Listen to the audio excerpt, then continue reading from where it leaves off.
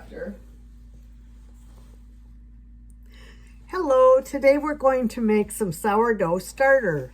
This starter has been in my refrigerator for probably 24 to 40 hours. I try to refreshen it twice a week, so every 3 or 4 days, because the more you freshen it, the less you have to worry about it being overly sour. So what we're going to do is make a new sourdough starter for my refrigerator, and then I'm going to make a starter that's going to be for bread that I'm going to make in the morning. So first, I always use a scale. You get the best measurements on a scale. So I'm going to put this jar on the scale and I'm going to zero it out. Okay, and now I'm going to take, sorry, I should have had my tools out.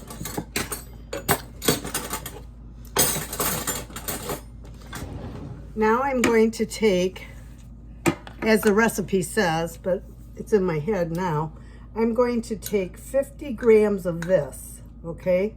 So this starter that's in my hand right here, that is the starter that I use to make new starters from. It's made from a recipe that's 50 grams of the existing starter. Okay, so I got 68, so I got to take a few out because I only need 50 in here.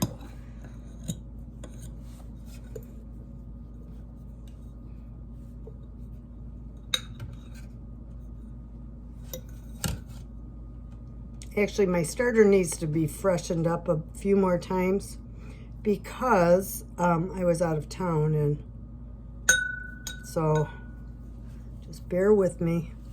It always needs to be freshened up a couple times before it starts getting, let's get this off here. Well, it's hard to get this exact. It's still cold is part of the problem because I just took it out of the fridge. It should be kind of room temperature. So that's 48 grams. I'll get just a little on my fork, will be fine. We'll count that. Okay. All right, now we've got 50 grams of starter. I'm going to get a glass. I use purified water. I think purified water is better, but you can probably use tap water too.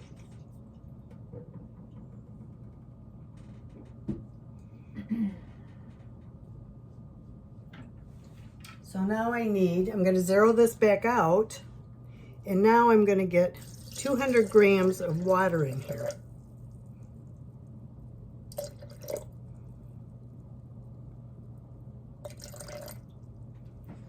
Okay. And now what you do is just stir this together. See, what happens is your sourdough, after it's been fermenting for a while, it'll start kind of losing it runs out of food. And this is what you're doing when you feed your starter. You're actually giving it food so that it can now regrow. So here's my starter that I had 50 grams of starter. I have 200 grams of water. Now I'm going to zero this back out. And I'm going to put in 200 grams of flour. Okay, that's 60.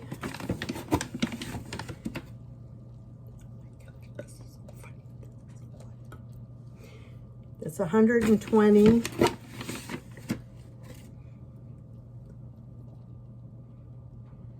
170.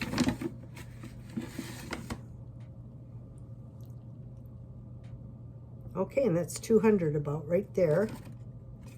Okay, so now I just stir this in, and actually this one is done. And what'll happen is I'm going to leave it overnight, and in the morning, you saw how the starter in the jar looked when I brought it out. This will have risen to almost completely to the top of where That one was. And it should double in the morning. So this is ready to just set aside. I'll let it rise, double, and then I will put it in the fridge and leave it for a couple days, and then I'll make a new one of the starters, and I will take the other and make bread. Okay, so you notice I put this rubber band on here. This is to show where the starter was after I mixed it. And if you'll remember, this jar is twice as much because the rubber band was right here. That's what will happen to this one. So this is now my sourdough starter. Okay, setting it aside. Now, because tomorrow morning I want to make some bread, I'm going to start a bread starter. So I have a different jar. This one's kind of straight, where this one's more of a curved look. Okay, so now I'm going to measure this jar, and I'm going to put 40 grams. This is all on the recipes that are included in the packet I'm giving you. So 40 grams of this. And it's usually almost, you can almost pour this. But like I said, this just came out of the fridge. And it shouldn't have. Oh, yeah.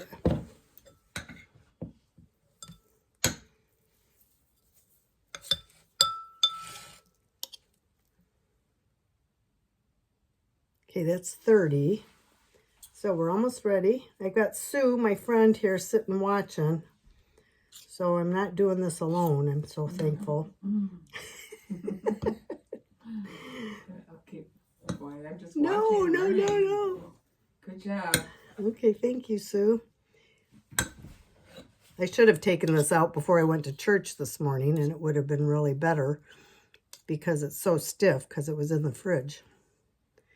Okay, this ratio for bread is 40. That's just a little bit over. I might take just a little tad out.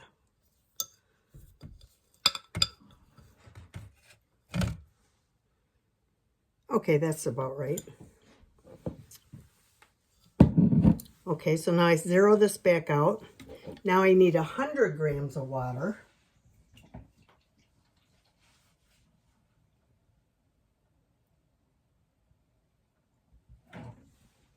Okay, so 100 grams of water. Okay, so now I'm going to stir this up. I like to make it so that it gets all bubbly, kind of. I don't know, just in my ideas. It just is so cool to see the yeast kind of get excited. It gets excited. It's alive again. Because, you know, and what happens with your sourdough starter, if you haven't fed it for a while, they call that feeding your starter. It'll start getting like a brownish look on the top. It's called hooch, believe it or not. And you can kind of scrape that hooch off and, you know, dig down and restart your starter. Your starter usually never goes bad.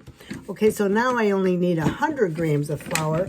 This is the flour I always use. It's Bob's Artisan Bread Flour. Good plug for Bob there. And I swear by it. But it's the only... Where can you buy that, Sharon? Well, you know, you can buy it at certain markets. Mm-hmm. Okay, now I'm pouring in 100 grams. Oh, look at, oh no, it's 50. Actually, I've been ordering it online. I found it cheaper online. Okay. Because it's pretty expensive, but you know what? Nothing but the best is what I feel. Mm-hmm. Okay, so that's that. I got 100 grams in there. I can close this up for the night. Stir this up. Whoa, that was very effective. Kind of flew all over. I'm getting a little excited being on the TV. I wonder if Brenda Gant felt like this when she first started making her biscuits on. For Rachel, All right, so now we got this. Now this one's done. So this will, in the morning, we'll be back and I'll show you how to make bread out of this starter. The other starter that we mixed, we will put in the refrigerator and it will be good to do this process again in a couple of days. Now this jar that I have left, I'm probably going to make some